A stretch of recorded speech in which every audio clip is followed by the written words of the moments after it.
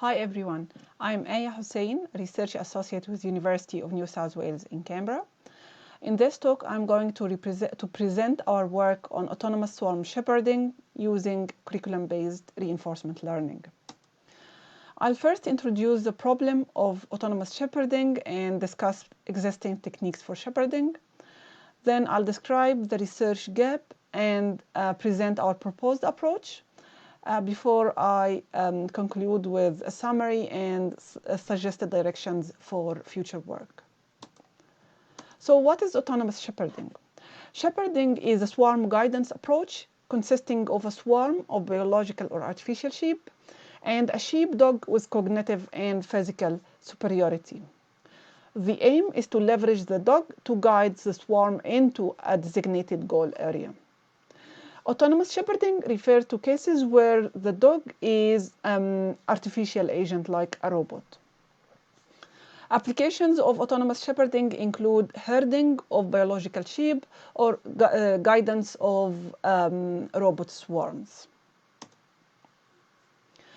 Past studies aim to model and understand the behavioral tendencies of biological sheep members.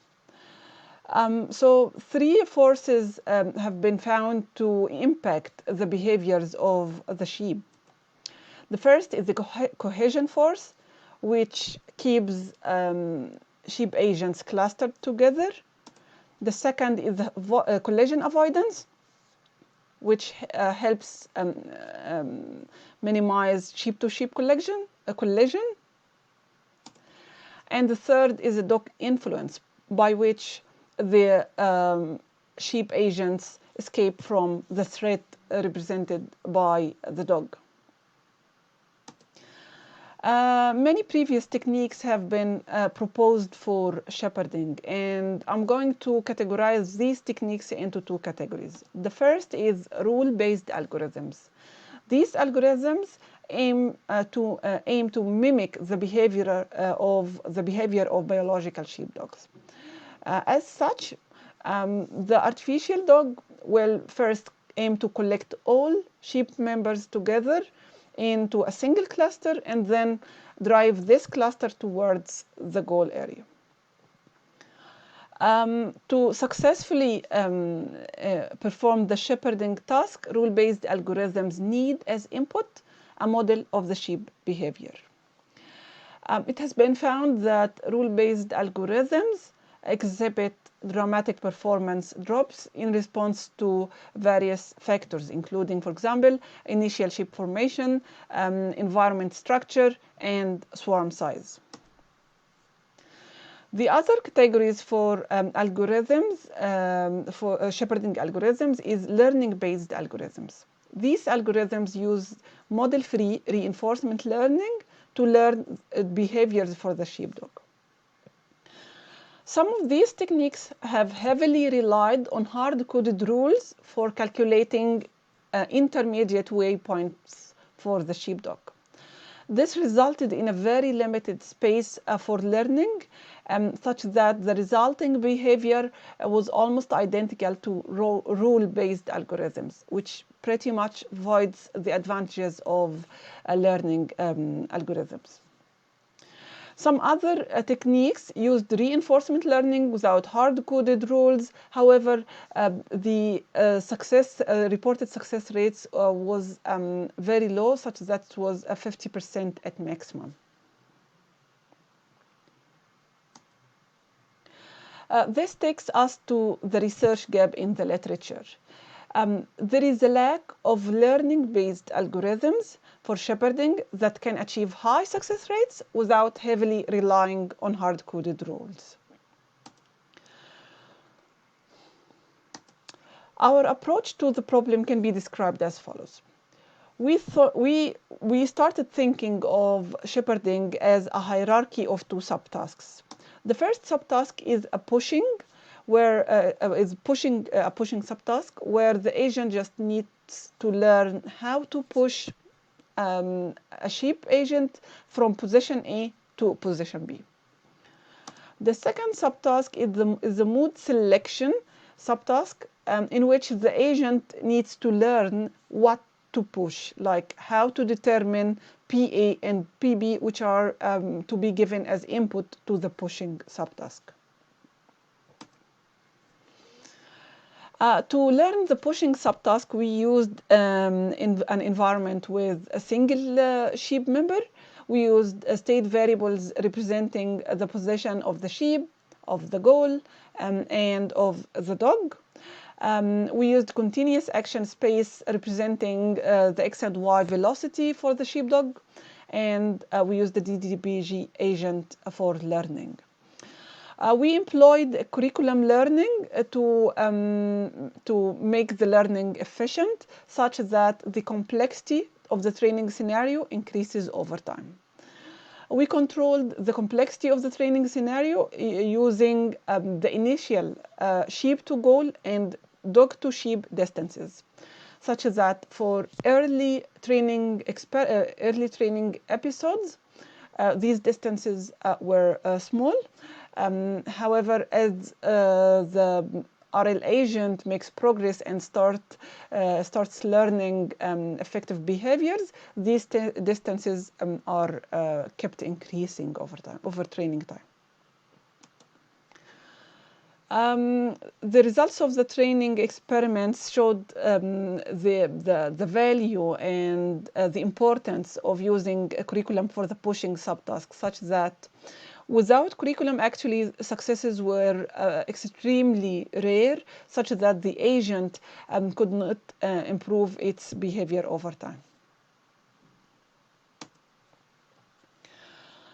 The resulting behavior from the pushing subtask is used as input for the mood selection subtask. And now we need to learn how to determine PA and PB using the mood selection subtask. To train on this subtask, we use environments within sheep member. We use state variables representing the spatial characteristics of the neighbors, of the sheep, like for example, the average and standard deviation of number of neighbors per each sheep, distance between the dog and the furthest sheep, as well as the average distances between the sheep and the goal, the sheep and the dog, the sheep and the furthest sheep to the cluster. We use discrete action space for this subtask, where the agent can choose between collect and drive. Collect sets PA to the position of the furthest sheep and PB to the position of the largest sheep cluster. Meanwhile, drive sets PA to the position of the largest cluster and PB to the position of the goal area. And we used a PPO agent for this subtask. Again, we also used the curriculum learning approach by breaking down training into two stages.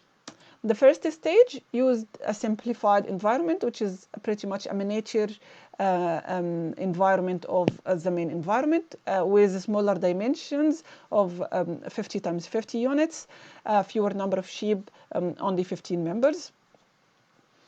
Once the training is complete and the reward has converged in the simplified environment, we continued the training in the main environment, which has bigger dimensions, 200 times 200, a higher number of sheep, 15.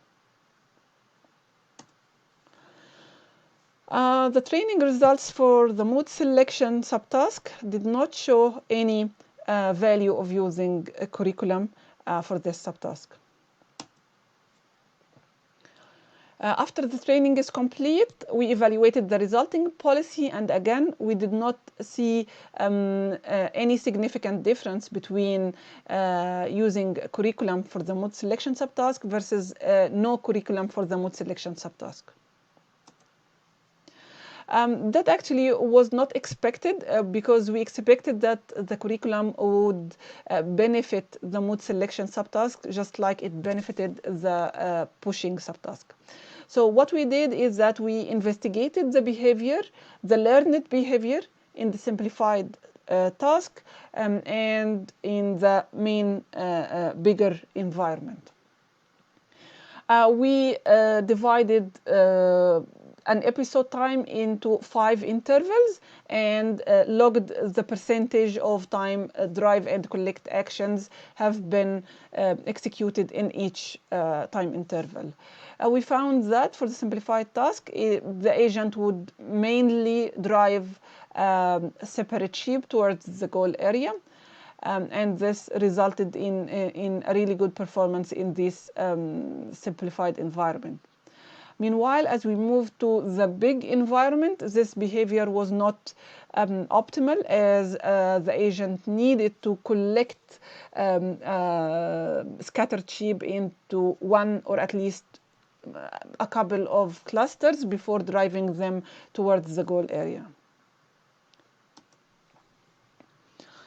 So, to sum up, we used a curriculum-based approach for reinforcement learning for shepherding, and our proposed approach resulted in a very high success rate of 96%, which is way higher than what has been reported by previous studies.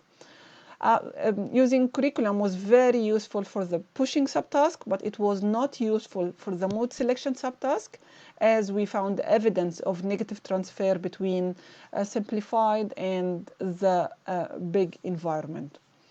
This raises an important question for future work on how to design simplified tasks to ensure that they benefit the learning in the target tasks. I have come to the end of my talk. Thank you very much for your attention, and I'm happy to take your questions.